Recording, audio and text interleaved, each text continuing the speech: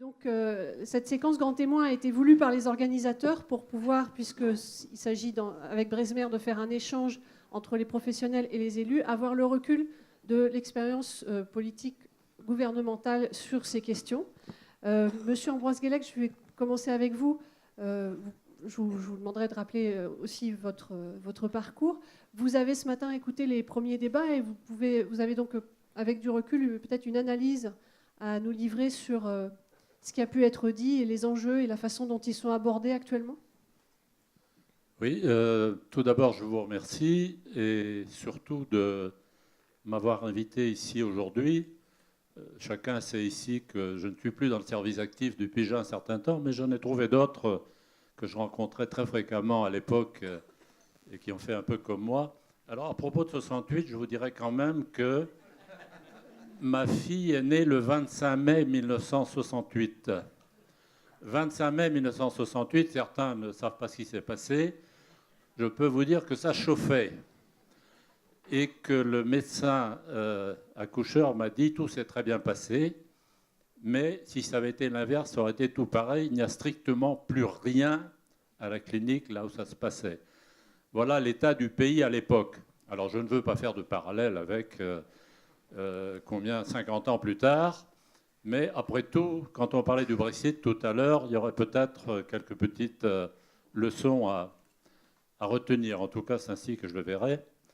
Alors, je voudrais dire d'autre part que je m'intéresse toujours de très très près, bien sûr, aux problèmes qui sont les vôtres, qui sont très importants, notamment dans cette petite région où j'habite, mais je crois que c'est vrai aussi dans le sud-ouest, mais sans aucune part active, bien sûr. C'est chacun son tour de prendre les responsabilités. Simplement, tout à l'heure, je réagis à ce qui a pu se dire sur ce qui est, je crois, l'énorme dossier du moment, en tout cas si on se réfère à ce qui nous réunit aujourd'hui, c'est le Brexit. Et j'avoue ma perplexité. Comme j'ai le temps, je lis la presse, je regarde la télévision, je m'informe, et je ne vois pas que le dossier de la pêche soit sur la table, et comme ça devrait être le cas, au premier rang. Et j'en suis, je dois le dire, préoccupé.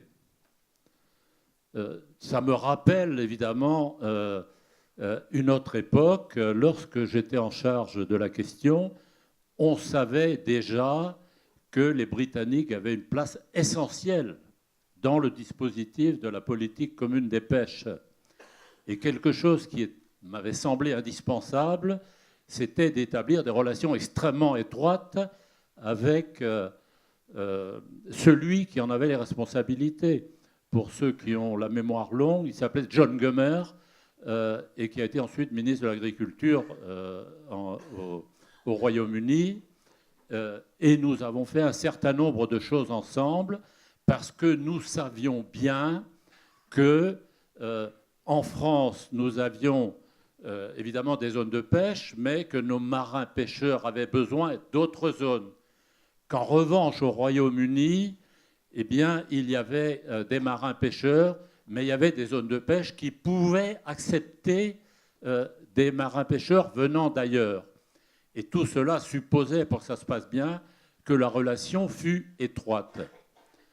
Alors, le Brexit est arrivé, bon, c'est la volonté populaire au Royaume-Uni, mais maintenant on est dans la discussion. Alors, j'ai essayé de me rendre compte si notre négociateur en chef pour l'ensemble de l'Union européenne, qui est Michel Barnier, s'intéressait au sujet. C'est vraisemblable. Simplement, je n'en ai pas trouvé la trace. Et cela m'a préoccupé tout simplement pour ceux et celles de notre région ici qui vivent de cette activité où ils sont directement liés. Et mieux que ça, j'ai essayé aussi de me rendre compte s'il y avait au niveau politique en France, une véritable connaissance d'abord et prise en compte de ces questions? Peut-être que oui, je n'en sais rien, mais je ne l'ai pas vue. Et je ne la vois toujours pas. Et c'est pour cela que j'ai été heureux que vous me demandiez de venir passer un moment avec vous ici pour que on parle de ces choses-là, effectivement. Je ne voudrais pas dire pour qu'on sache comment il faut s'y prendre pour les régler, il ne faut quand même pas exagérer, mais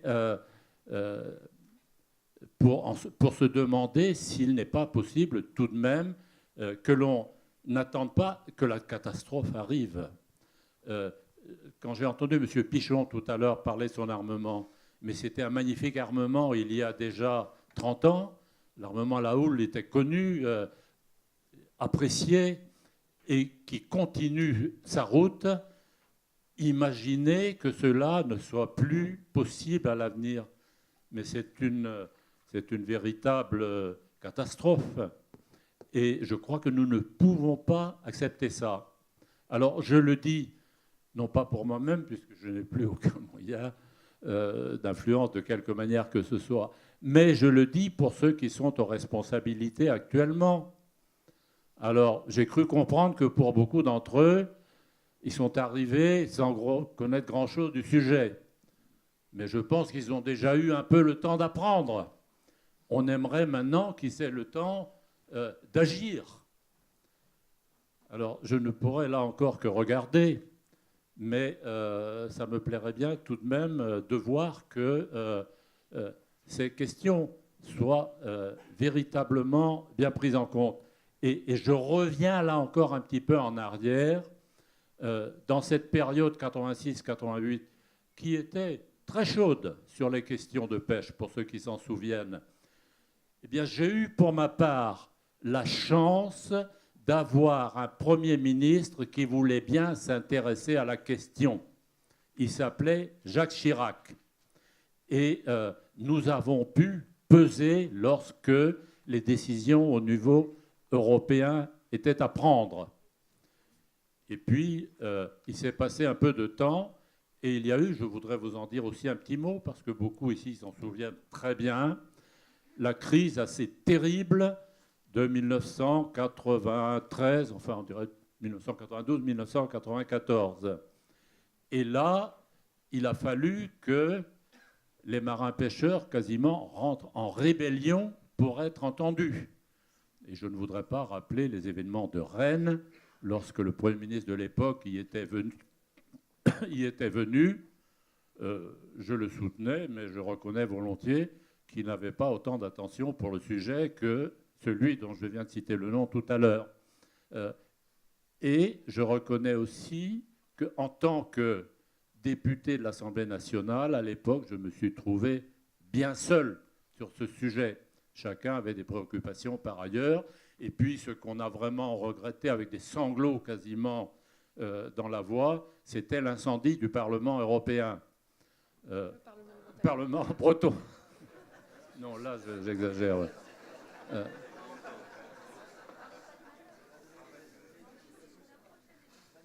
Et la petite histoire, d'ailleurs, pour ce Parlement, je la garde pour moi, sur les responsabilités en cause. Mais voilà, je voulais au moins passer ce message. Alors vous me direz, bon, c'est des vieilles histoires, 68 il y a 50 ans, 73, 45 ans, tout ça est très loin. Non, ça n'est pas si loin. Les leçons du passé, il faut toujours les avoir parfaitement présentes en mémoire.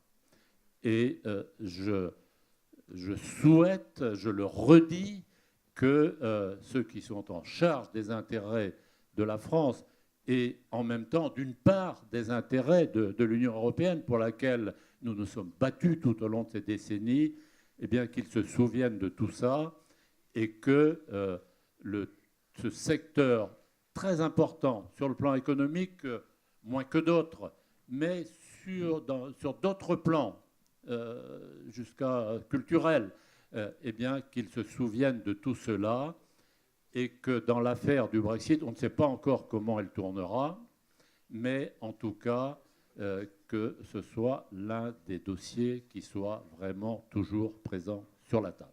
Voilà le petit message que je souhaitais formuler aujourd'hui,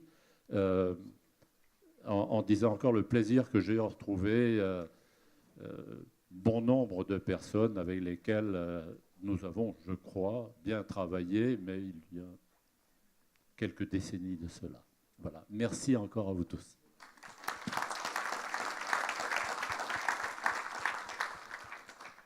Merci beaucoup.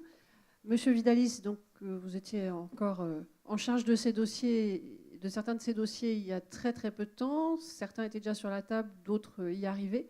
Quel est votre regard donc, sur ce qui s'est dit ce matin, sur ce qui nous arrive? Tout d'abord, merci de votre invitation. Je n'ai pas l'intention de donner des conseils, ça serait malvenu. Je suis aussi aujourd'hui un retrait de l'action politique, après 25 ans à l'Assemblée nationale et beaucoup du temps où ça existait d'exercice de mandats locaux en cumul.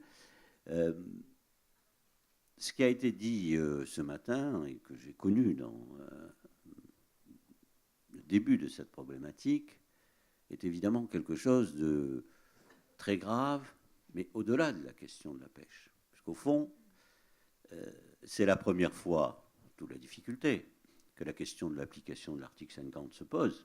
Dans son principe, il était bien dans le traité, mais comment on sort de la communauté, qui n'est pas une question théorique, qui longtemps, à tous les Européens engagés, nous a apparu comme une question théorique, tellement on pensait que jamais ça ne se produirait, d'où l'absence d'ailleurs de réflexion anticipée sur ces questions-là.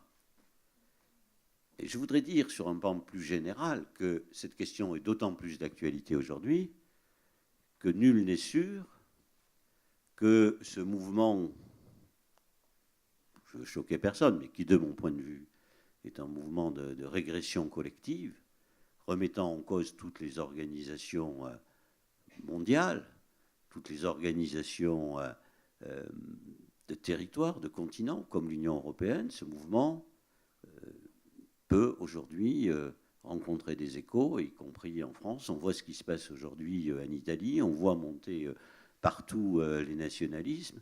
Et donc, ce n'est pas une petite question, parce que, y compris, j'ai envie de dire, si ça réussit, si la sortie de l'Angleterre réussit, on voit bien les conséquences que ça peut avoir pour tout le monde. Nous, on a construit l'Europe, différentes majorités, tout le monde a construit l'Europe. C'est pour moi identitaire. Mais ça veut dire aussi qu'il faut faire la preuve que cette Europe fonctionne et que surtout, il faut y rester pour essayer de s'inscrire dans la modernité. Et donc, dès le départ, quand il y a eu ce vote du peuple britannique, dans les secteurs qui étaient les miens, qui étaient très larges, parce que je rappelle que c'était un peu baroque à l'époque, j'étais secrétaire d'État chargé des transports, c'est un large secteur, la mer et la pêche. Et tous ces secteurs étaient impactés et amenés à réflexion, et en premier lieu, évidemment, la question de la pêche. Pourquoi ? Ça rejoint ma première observation. Pourquoi la question de la pêche est si importante ? Parce que c'est l'une des politiques européennes les plus abouties, qui est quand même un degré de civilisation. Je sais que souvent ça a été contesté, mais quand même. Partager en commun un espace maritime et des espèces, s'inscrire dans une démarche de protection de la ressource et de la défense des intérêts économiques des pêcheurs, ça n'était pas gagné d'avance. Il y a la politique agricole commune, mais c'est une politique très, très intégrée. Donc c'est bien normal qu'à partir du moment où il y a cette difficulté liée au vote du peuple britannique, évidemment la question de la pêche devient une des questions prioritaires. Et elle se pose aujourd'hui dans des termes extrêmement violents. Je rappelle que le 8 avril dernier, les pêcheurs britanniques ont organisé une manifestation pour protester contre le principe de la période de transition. C'est-à-dire simplement sur la première étape, éventuellement pour aller jusqu'en 2020, ils ont manifesté en dénonçant la trahison de leur propre gouvernement s'ils acceptaient simplement cette idée d'une période de transition, ce qui ne fait que conforter une nouvelle fois le fait qu'on a constaté qu'ils étaient en première ligne dans le vote contre le maintien, enfin pour le Brexit, parce que ils sont toujours restés, même si on regardait économiquement ce qu'est la réalité de la pêche britannique, et notamment du problème des petits bateaux, enfin des petits armements, des grands armements, il y a beaucoup de choses à dire, mais voilà, cette idée simpliste que les Français ou les autres viennent pêcher chez nous et que s'ils ne viennent plus pêcher, eh bien, on va s'en sortir, alors qu'aujourd'hui, on est pour partie dans la difficulté qui tiennent à leur propre organisation de leur propre secteur de la pêche et non pas à la pêche, au système de la pêche européenne. Tout cela aboutit à ce que, on dit, autour de 80-90% de ces gens ont voté pour le Brexit. Et donc, dès le départ, quand l'Union européenne a engagé la négociation, j'ai rencontré Michel Barnier et je lui ai dit, il me semble que la ligne de conduite, ce doit être pas de négociation spécifique sur la pêche.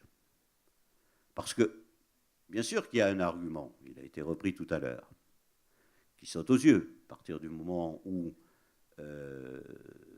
nous avons 30-40% de la ressource qui provient de ces eaux, mais qu'eux, de toute façon, ils vendent chez nous 75% de ce qu'ils pêchent. Il faudra bien, de toute façon, s'ils pêchent davantage, qu'ils le vendent quelque part, et on ne voit pas très bien dans l'organisation du marché international aujourd'hui ce qui pourrait être la situation.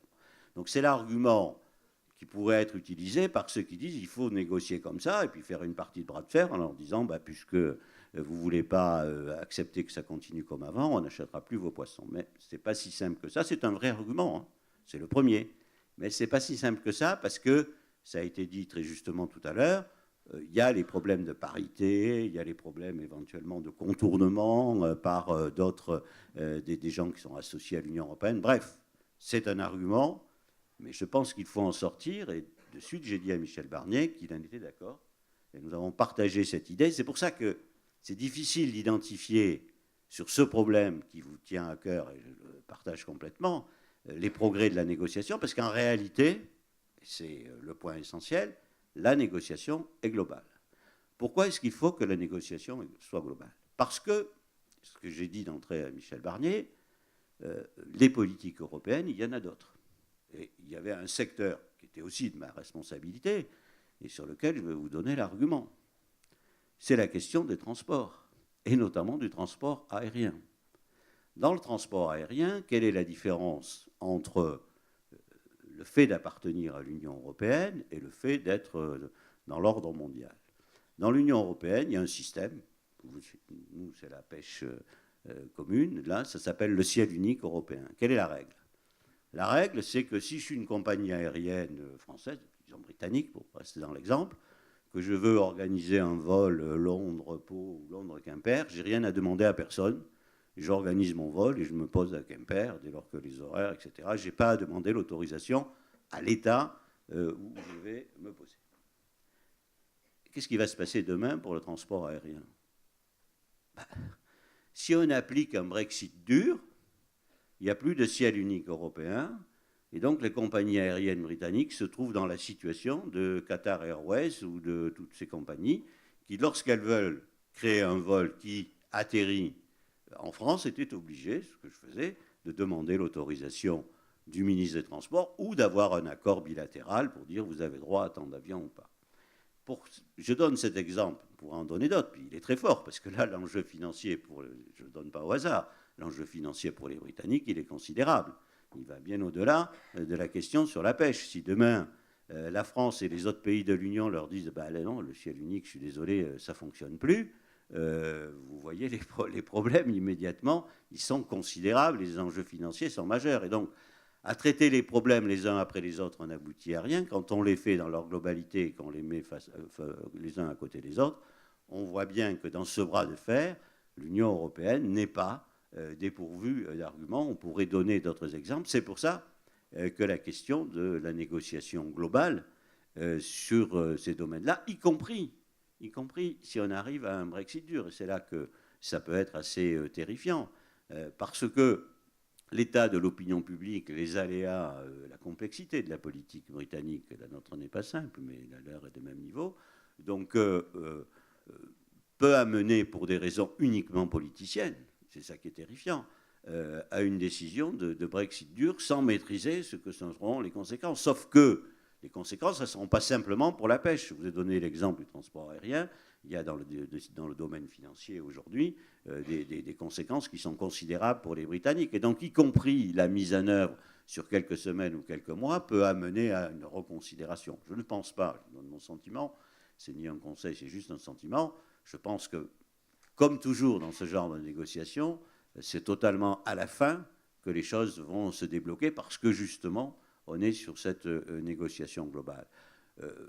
C'était ma position, elle était partagée par Michel Barnier. J'ai observé que Stéphane Travert l'a réitéré à plusieurs reprises et je crois qu'il n'y a pas d'autre solution pour la pêche que de rester sur cette question de la négociation globale, même si on aurait des arguments dans une négociation singulière sur la question de la pêche.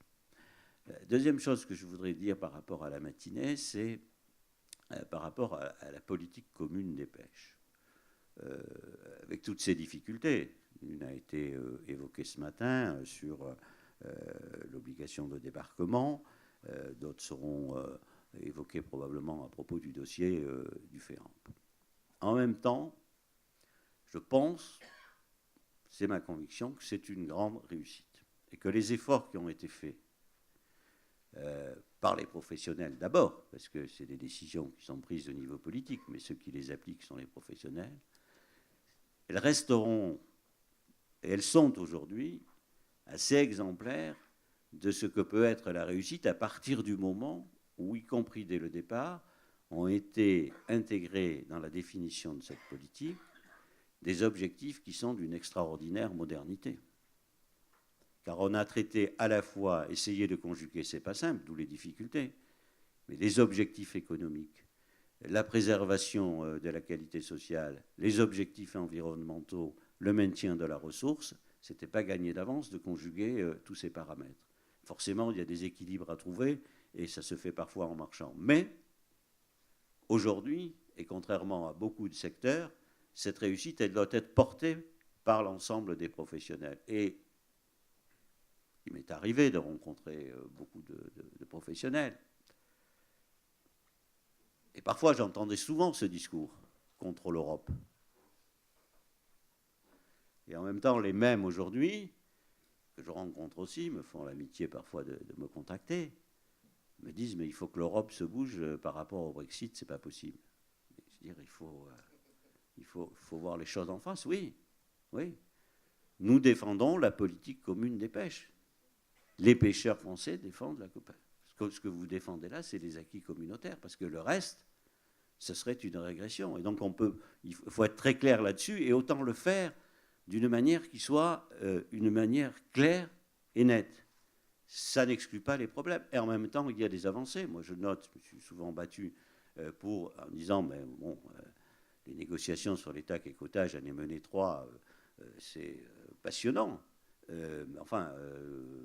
J'imagine pour les professionnels que le fait d'avoir simplement des données annuelles, c'est quand même pas facile quand on gère une entreprise, et que le passage enfin aux données pluriannuelles, ce qui est à nouveau confirmé dans les orientations pour 2000, ben voilà, c'est un progrès qui est un progrès important. Après, il y a des scories, celle qui a été évoquée ce matin, qui date de la révision de 2013, c'était un peu avant que j'arrive, sur l'obligation de débarquement. On comprend la mécanique intellectuelle, en même temps, la mise en œuvre n'est pas si simple que ça. Et ce qui a été dit ce matin est très important.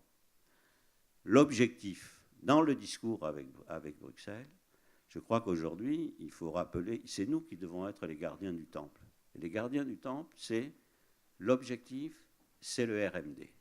C'est ça. L'obligation de débarquement, c'est une modalité qui a été imaginée pour s'assurer qu'on va arriver au RMD. Et il ne faut pas confondre les modalités et l'objectif. On est sur une construction positive par rapport à cet objectif. Quand dans les modalités, il faut les adapter, ou qu'on s'est trompé, ou qu'elles sont impossibles, ou que parfois elles viennent en contradiction d'ailleurs avec le RMD, alors il faut être capable de le faire. Et je pense que cette stratégie-là du gouvernement français, elle est juste. Probablement, il ne faut pas qu'elle soit frontale, parce qu'il faut, je pense, essayer de faire la différence entre l'essentiel et puis les difficultés de mise en œuvre. Mais je crois que, moi, c'est mon message. Je pense qu'aujourd'hui, les professionnels doivent revendiquer la politique commune des pêches. On le fera d'autant plus fortement que dans le cadre du Brexit, c'est bien ce que l'on défend, et que la négociation globale, quelle qu'en soit la difficulté, je la mesure au quotidien. Je me dis que si j'étais à la place des professionnels ou à la place des élus qui gèrent ces questions, on a souvent envie que les questions elles soient résolues, et que c'est un peu difficile, mais c'est une partie de bras de fer. Il n'y a pas de précédent. Il y a un contexte mondial qui est un contexte mondial extrêmement compliqué. Le seul bémol à cette affaire, et je pense que ça sera ça, ça va être ma dernière phrase, c'est aussi une épreuve de vérité pour la cohérence européenne. Car en réalité, je pense que le Brexit, fût-il dur, ne réussira pas, ou qu'on imposera une négociation réussie, à condition que l'Europe, contrairement à ce qu'elle a fait par rapport aux exigences unilatérales de Trump, se montre solidaire, dure dans sa réponse, pour bien montrer qu'il y a un projet, et que ce projet, ce n'est pas quelque chose de vague, mais que c'est une véritable décision collective de vivre ensemble, et qu'il y a des règles, et que tout le monde doit les respecter. Merci.